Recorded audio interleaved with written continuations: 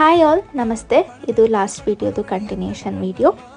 ಇವರೇ ನಮ್ಮ ಇವತ್ತಿನ ಬ್ರೈಡ್ಸಿಂದು. ಸಿಂಧು ಬಂದು ನನ್ನ ಫ್ರೆಂಡ್ ಸಿಸ್ಟರ್, ಹಾಗೆಯೇ ನನಗೆ ಜೂನಿಯರ್ ಕೂಡ ಹೌದು ಕಾಲೇಜಲ್ಲಿ. ನಾನು ಇವರಿಗೆ ಮೆಹಂದಿ ಸ್ಟಾರ್ಟ್ ಮಾಡಿದ್ದು ಅರೌಂಡ್ 7:30ಗೆ.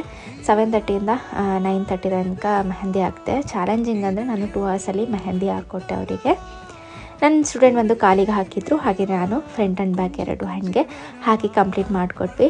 ಬ್ರೈಡ್ಗೆ ಕೂಡ ಡಿಸೈನ್ ತುಂಬ ಇಷ್ಟ ಆಯಿತು. ನಿಮಗೆ ಹೇಗೆ ಅನ್ನಿಸ್ತು ಅಂತ ನನಗೆ ಕಮೆಂಟ್ ಮಾಡಿ.